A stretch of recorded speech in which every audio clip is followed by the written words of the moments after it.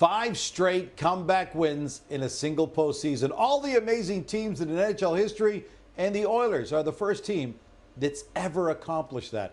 So 2 questions for you, Ryan. Did you think this group of Oilers had this sort of resiliency in them? And how long do you think they can keep playing with fire until they get burned? Yeah, I mean, I think it is playing with fire, Gino. I think that, a team that's in command of its game can come out and play from the drop of the puck the way the Oilers seem to play when they're a couple of games or a couple of goals down or a couple of games down, frankly, for that matter. So, look, I don't think it's a great trait. I think they're working on it. It was maybe 5 or 10 minutes of last game before they took over, and then they really took over. So what I'd say is I think they're finding their game a bit faster than they were before. I'm not surprised that they're a good comeback team when you have that kind of skill. You feel like you're never really out of a game.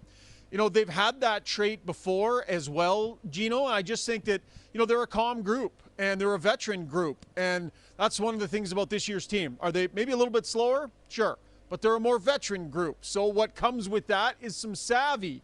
And they're a savvy group that doesn't panic. And I think their head coach also is calm back there as well. So you add all that up and you've got a group that feels comfortable, whatever situation they happen to have put themselves in 5 games in a row. All right, you mentioned skill. Let's follow up on that. McDavid just hit 90 career playoff assists. Only Gretzky did it faster. Bouchard just hit 50 assists in 60 games. Bobby Orr was the only D-man to do it faster. You've been watching this group for years. Do you get the sense there's something very special happening here right now? Yeah, I think so. And quite frankly, Gino, on that same front, I think there was something very special happening last year. I mean, Evan Bouchard's pace that he put up points in last year's postseason was an all-timer as well.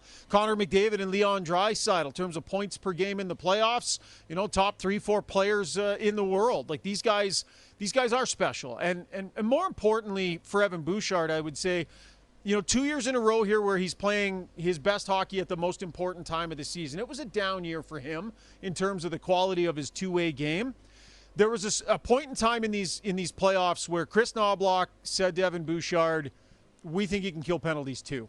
With Matias Ekholm out of the lineup, they needed an extra penalty killer, and they didn't start him out that way. And he had an average start. When they tapped him for that, Gino, he went out there and he did a good job of that. It's more responsibility. And I think his game has really flourished. So offensively, we know what he's capable of, but they gave him a little more responsibility defensively too. And I think that signal that they sent him means something to him. And last game, quietly, he was one of the Oilers' best defensemen. Shogger, we're not overly surprised the Oilers have got the highest scoring offense in these playoffs, but they've also got the most balanced offense. They've got 13 different goal scorers, the most by any team still alive in the playoffs. So how critical is that? How much more dangerous does that make McDavid and Draisaitl? Yeah, so traditionally the Oilers, when McDavid and Draisaitl aren't on the ice, they get outscored. And a lot of times badly, over the course of a season or the playoffs. Well, this year, when McDavid and Draisaitl aren't on the ice, the Oilers have a positive goal differential. That's a big swing for this team. It's not just about those guys finding a way to a 3 or 4 point night to muscle their way through whatever the other team throws at them. It's not just about the other players going out there and trying to kill time so that 97 and 29 can get back out on the ice again. Everybody has a piece of this thing, Gino, and if you look at the balance through the lines, and by the way, the lines are going to be the same here. I think it's the 4th or 5th straight game. Maybe the 4th straight game where the lines have stayed the same. That is unheard of in Edmonton. That never happens in Edmonton. So it's multiple games in a row here, right? You've got balance. What I like, too, is they've got some sandpaper on all those lines. Think about Corey Perry on the first line. You got Evander Kane on the second line. You got Trent Frederick on the third line and Vasily Podkolzin on the fourth line. And those aren't even the guys that are necessarily piling in the goals. They've got some nice goal scoring spread out as well, Gino. Very good, experienced balance.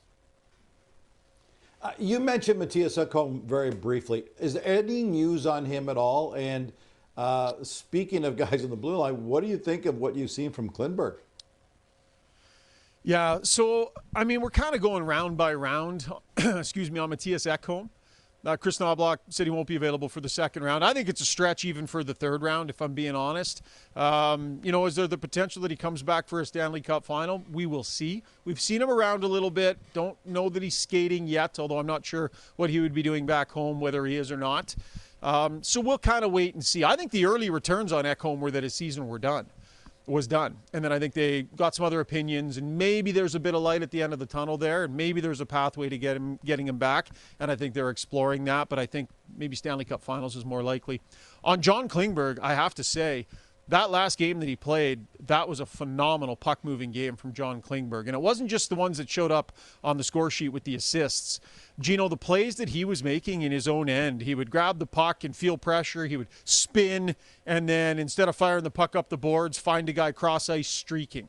Like Leon Draisaitl said, he has absolutely elite vision on the ice. And now that he's more comfortable and made friends with his new hips, that hockey sense is being allowed. He's bought himself the time and space. Brilliant puck moving last game. And Gino, what a huge swing injury-wise for this team. Think about this. Evander Kane didn't play all year, comes back. Who knew what he was going to be capable of? Well, they've got a second line because of him. And John Klingberg, who barely played towards the end of the regular season, they've got a second pairing because of him. That's a big swing heading into the playoffs.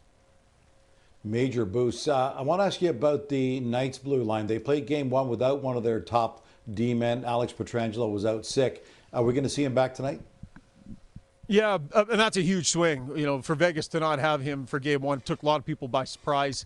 Word is at Vegas's practice this morning, he was on the ice, and I think he's viewed as a game-time decision tonight. Sounds like there's a possibility he will play. Kind of interesting. Vegas actually skates in a different part of town at the same time that the Oilers have their morning skate, so we can't actually get there and see. Dorofeev was on the ice as well, but it sounds like he's much more questionable. But that was a big swing in game one for them, Gino, to not have a 35-goal scorer in Dorofeev and to lose Alex Petrangelo.